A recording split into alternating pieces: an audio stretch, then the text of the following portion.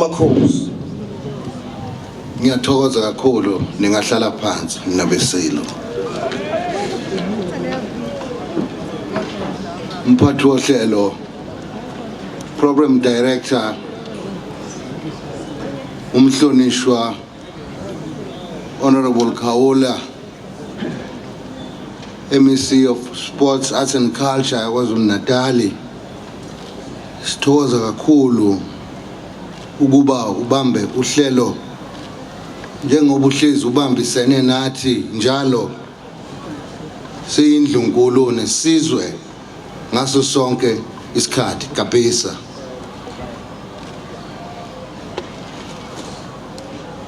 ngiqhubeke nina besilo ngibingelele indlunkulu yonke ekhona phakathi kwethu ukuhlukana kwabo ngezindlu ngiphakamise zonke izindlovukazi ezikhona kulumdolomba Mngoni ngiyathokoza ukuthi nawe ukhona phakathi kwethu Ndunankulu sekela Ndunankulu kaZulu Mntwana okwaphinda ngene Shenge Inkosi uShinga nawo wonke amakhosi asendlunkulu akhona phakathi kwethu kulolu suku lwanamhlanje nina besilo sengiqhubeka kungesona ukuthi zihambeli zethu ziphathe imandla esibambisene nazo esifundeni nasezweni lonke ngiphakamise ukukhulu ukubonga kuba khona wakho umhlonishwa Hlabisa ophethe ukhokta kulo lonke leli jikelele ngiphakamise umama uBoyce okuyena umkhulumeli noSpeaker weKwaZulu-Natal legislature siyathokoza nawe ukuthi ukhona Speaker sekela ukuthi Deputy Minister of Science, Technology and Innovation umhlonishwa uAnne Gina siyathokoza nawe sekela ukuthi ukhona phakathi kwethu sekela lentila sporti umhlonishwa uHlengwa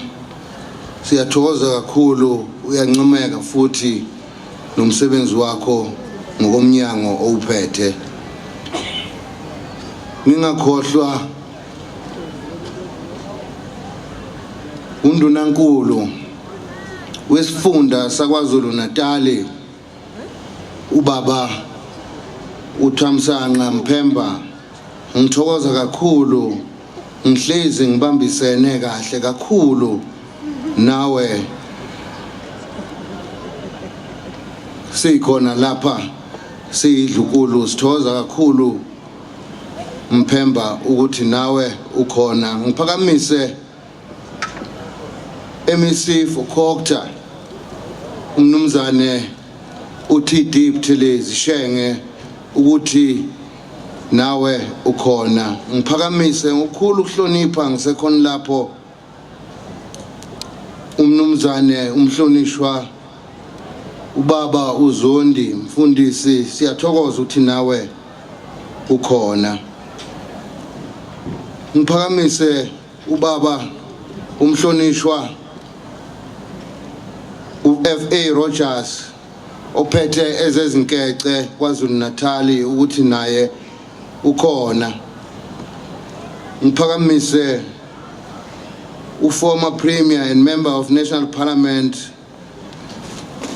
Honorable ubaba uZL Umkhize Khabazela ngiyathokoza ukuthi ube khona nanokuthi ube khona futhi ngaso lesi sikhathi sami ngazi kahle ukuthi nesilo esebuzile ubambisene naso eduze ngiyathokoza ukuthi ube khona members of the diplomatic corps from the US, Mozambique and Lesotho siyabonga ukuthi nani nikhona okuyinto esihlezi sigcizelela njalo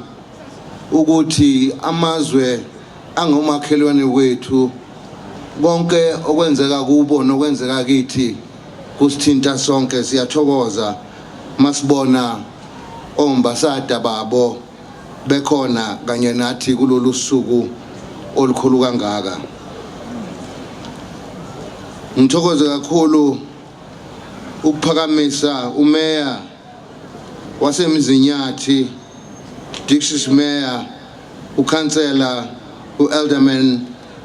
PMS Ngubane Mbomvu siyabonga mfundisi ukuthi nawe usemukele kakhulu nomsebenzi wakho owenzile lapha ekhaya lokho ngangena esikhundleni ubuye lokhu uyibambe kanye nami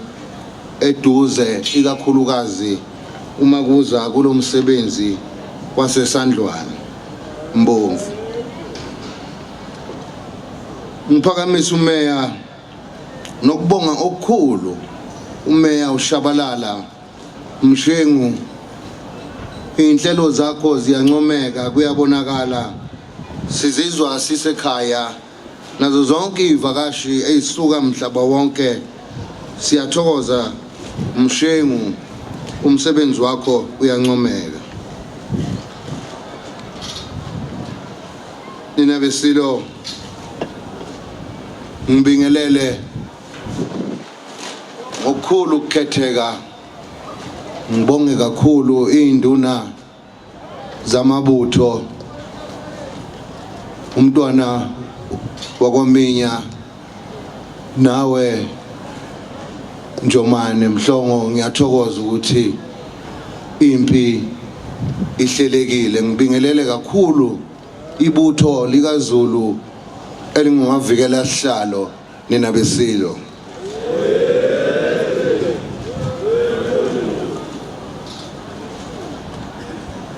ngiselapho nina besilo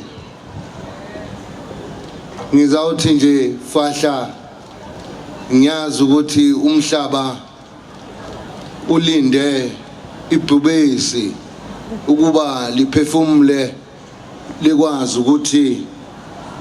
nizi ukuthi lithini ngoba niyazi kuningi osekwenzekile lokusagcinana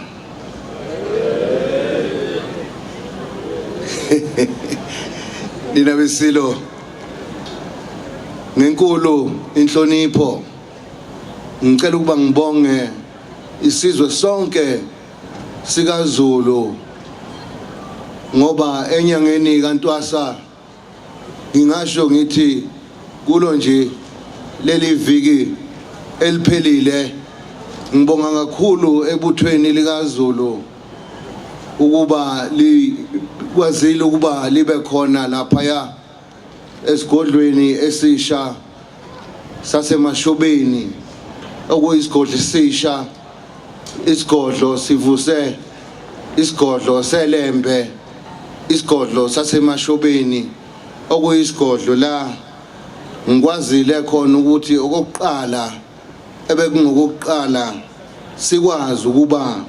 senze umkhosi wokweshwama elokhu kwahamba umdlokombane eminyaka emihlanu eyedlule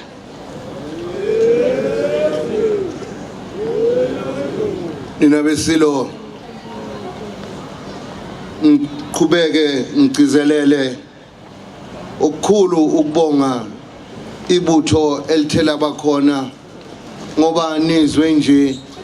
isekela ndunankulu inkosi yasemadungeni isho ithi uNkulunkulu esigodlweni sasemashobeni ila ekhombe khona ukuthi kanye nenyandezulu ukuthi usase kanye nathi singamazulu. Nina besilo ngibonge kakhulu bekungelula leli yabutho elalibamba inkunzi ngaleli yalanga. Ngibone ngalo lelo butho ebelikhona ukuthi uZulu usenamandla nakhona namhlanje, ngoba akukhongozi evelile noma okubi okwenzekile konke kwabazibusisa kusuka kuyo imvelo, imvula nokuduma kwezulu. Kwabonakala ukuthi umkhuleko wethu siwuZulu uhambe kahle. Ngithokoza kakhulu ngalokhu ebuthweni amavikela sihlalo nina besilo. Ngithokoza kakhulu ngalowo msebenzi kwasebenzeka, ibusiso zikhona nina besilo.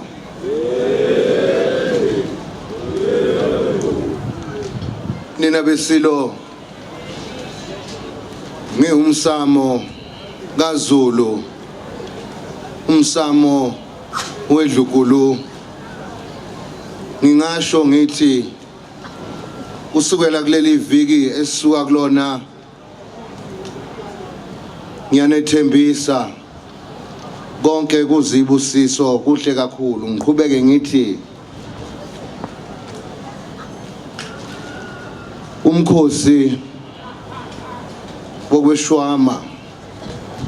ubaluleke kakhulu. Lo mkhosi angazi ukuthi uNkulunkulu yini asibonisa yona noma zona einyandezulu, ngoba lo nyaka ufane ngqo nonyaka ka1879 mhla uZulu unqoba entabeni engcwele.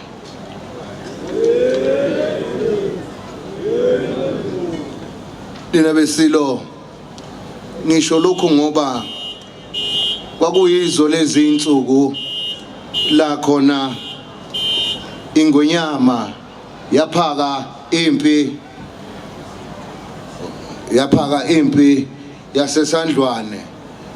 Wawungakapheli umkhosi wokushwama nabesilo, kodwa oyindlebe ikhanyilanga babazi ukuthi ngaleso sikhathi uZulu usemkhulekweni futhi uZulu ugonqile. Bathi abasihlasele sisemkhulekweni. Nina besilo kwafana ngqo ngoba kwakumele ukuthi ngaleso sikhathi impi yaseSandlwane ihlasela, ngoba nisazi isilo ucetshwayo ukuthi wayengathanda ukuthi ephake impi engabi phakathi kwayo. Uma nikhumbula impi yasendoda kusuka, isilo ucetshwayo wayeholela izigqoza phambili kanye nabanye babatwana empini yasendoda kusuka. Nina besilo kodwa ngaleso sikhathi idlunkulu nosiko benqaba ukuba iNgonyama iye eSandlwane ngokuthi yayigonqile ngazo lezi ikhathi. Kwamele ukuthi kube yibutho eliyobhekana nondlebe ikhanyilanga eSandlwane. La ibutho lafikela nqoba. Ngalokhu uZulu ngifuna ukugcizelela, ngifisa ukwenza isigcizelelo sokuthi umkhosi wokweshwama uyini, ngoba sanqoba ingoba sasisuka kulowo mkhuleko lona engikuwo mina njengamanje. Ngamafuphi nina besilo, umkhosi wokweshwama awuphelile, usaqhubeka. Konke okusenzekile kuyakhomba futhi kuzinkomba zokuthi inyanda ezulu noNkulunkulu esimkhonzayo namanje usasekanye nathi konke kusahamba kahle nabesilo ngokomthetho. Nina besilo ngoba nje umkhosi kade kuleli viki eliphelile akumele ngabe ingwenyama ilapha, kodwa ngenxa yokuhlonipha isandlwane kuphoqekile ukuba ngibe lapha ngalesi sikhathi ngigonqile ngoba idlunkulu ngoba ngiphethe nje kodwa nami ngiphethe ngiphethe alokhu nina besilo kangeke ngivume ukuba izinto zesizwe ezewumsamo nomkhuleko omkhulu kangaka ukuba zinqanyulwe noma zenziwe zingapheleli noma zonakale. Ngalokhu nina besilo uZulu njengamanje usasemgonqweni emva kokuba sesishise lokho ekuthiwa uthi ukushiswa kuthi lapho uZulu kusuke sekushiswa inhlambelo nakho konke obekade kusetshenziswa emkhosini esisuka kuwo ila kushiswa khona esibayeni la khona futhi uma sekushiswa uthi kumele ukuba isizwe siphinde futhi sihlangane esigodlweni sasemashobeni ukuphothula lowo msebenzi ngoba uyobe sekuhlola ukuhlambuluka nokuqala unyaka omusha.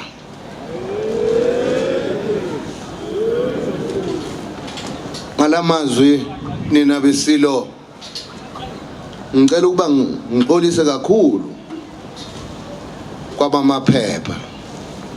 Ngiyazi ukuthi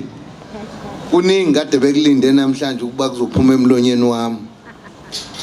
mhlambe okuthinta ngize ngisaba ngisho ukisho mhlambe okuthinta ingweyama trust okuthinta lona ibhange ithala mhlambe okuthinta usikompilo nokuphila kwesizwe indlela eyaphambili.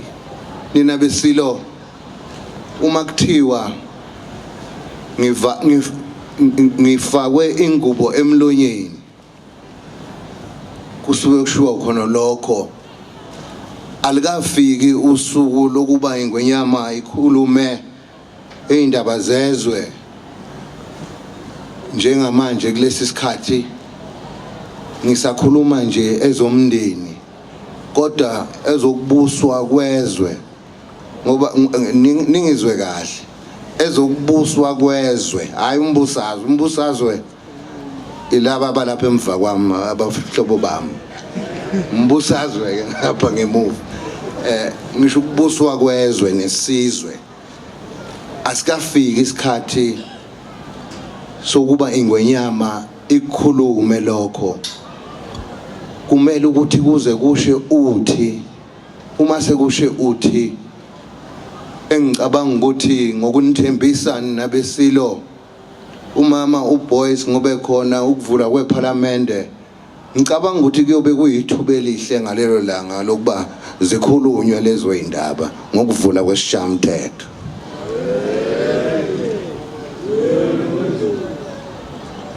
Ngalokhu nina besilo ngicela ukuba ngisho ukuba ngithokoza kakhulu ngisazobuyela emuva esigodlweni ngiyogonqa ngigonqele nina ngizile ningibona nje ngehlile nasemzimbeni ngidla kanye ngosuku akumnandi kodwa ngoba ngenzela nina uthando enginalo engalifundiswa ubaba engalifundiswa isilo esebuzile ukuba isizwe kumele ngisithande ngoba siyimina siyinsila yami siyikho konke kimi namanje Zulu ngiyokwenza noma yini okumele ukuthi ngiyenze okosiko ngikwenze kuphelele konke kupheleliseke ukuze isizwe siphile okungithuse kakhulu ukuthi lo nyaka uvele wafana nse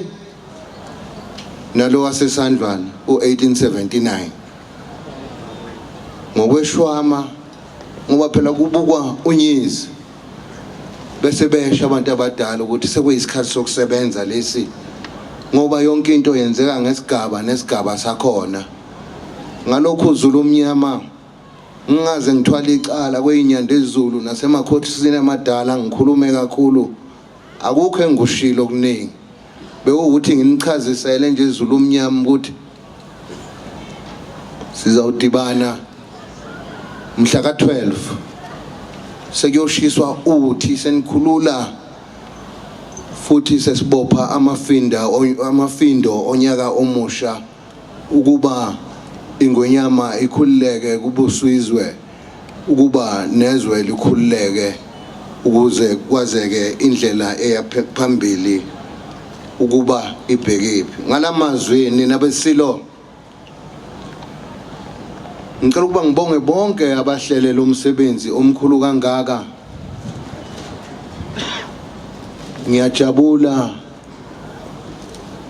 ngibonge umnyango kamama uNomagugu wakwa health ngibonge umnyango wakho kabisa ukubambisana kanye nathi kuyo yonke lemicimbi ngibonge kuninonke Zulu omnyama ukuba sibambene nenkumbuzo nje ukuthi sisazilile ngalamazwi ngiyakhuleka futhi ngiyalawula ibutho abaphathi bamabutho ukuthi senze isiqiniseko ukuthi mhla ka12 siyahlangana ukuba sonke siyobe sikhululekile ngalelo langa sikwazi ukuba imisebenzi yesizwe iye phambili leyo ntuthu eyobe ishala lapha esibayeni ibaleke kakhulu ivula inhlahla ngalokho ngiyanithinta Zulu omnyama ukuba ibutho niphelele ngothi lwenu ukuze niye emzini wenu ethempelini lenu siyokhuleka ngiyathokoza Zulu omnyama inkosi enibusise noma senibuyele emakhaya nihambe kahle niyabona nesimo sezulu akusisona sihle kakhulu kodwa ngiyathokoza kakhulu Zulu omnyama ingathi ningafika kahle emakhaya nihambe kahle ngiyathokoza inkosi enibusise nonke amen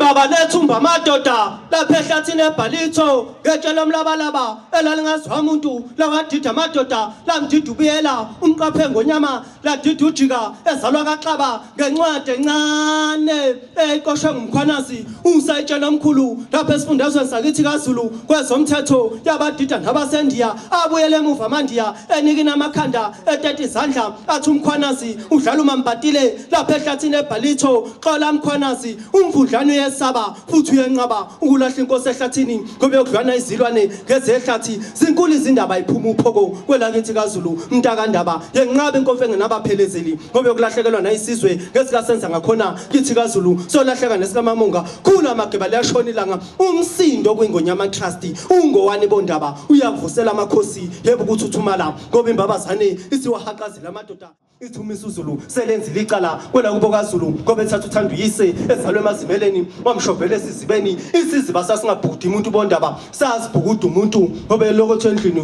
kokantuswa hamba mageba uyabizwa eshaya umthetho ondini kwankomonye ubizelo kwekhuluma ngengonyama trust isigwembe sikandaba esigwegwe izindlela ngezotheku unozila abafazi ngenduku yethusi avuka adla uMangcobo uMangcobo yahlupheka ngonyama akana sicathulo ultapa ngocetshwayo naku umhlasi yakuhlonipha inkosi uShaka lapha esikhumulweni sendizi hlanga lomhlabathi wena wendlovu wena wendlovu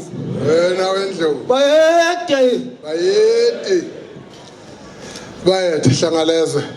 hlanga lomhlabathi siyathokoza kakhulu lapho ngibhubesi siyathokoza hlangalezwe nomthebe wethu seyishilo inyosi yembube ithi ivale mfana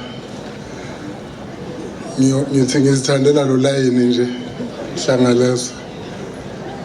angazi batitiyeli khona enisakudinga ntwana kamenye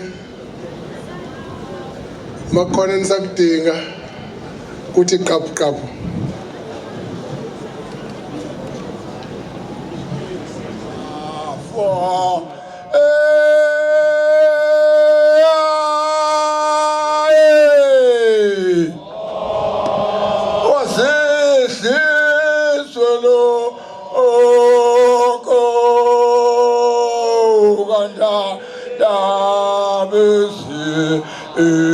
Chulele wamkala kanjaba obengaqali mo odu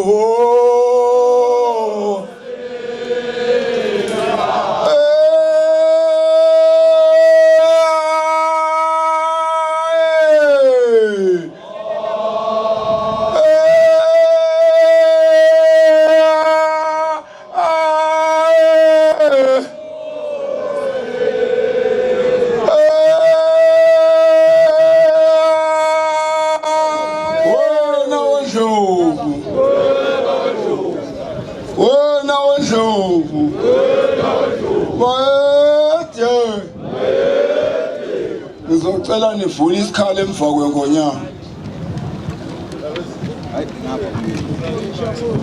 nime nje insizwa ziyalwazuhla usuke kuhluphe nje lokhu ngoba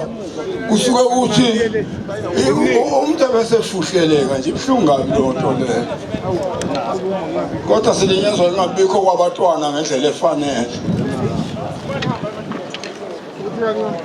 hluphi impela leyo ekhula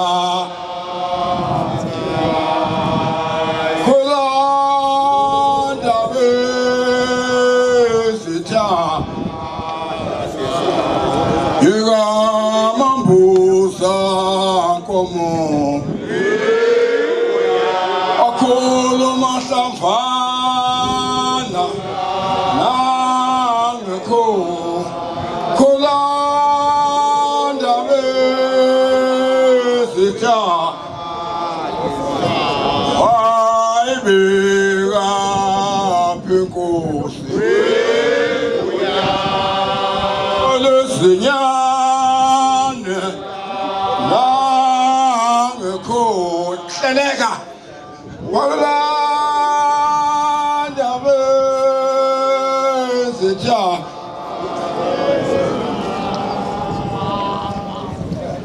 wayibika phinkosi wengunya lakhulu izinyane khula tleka ayeswe okhula sima atisa wayibika phinkosi lakhulu izinyane nangekho khulanda bezitha yeka mambuza komo akhuluma hlamvana nangekho khulanda bezitha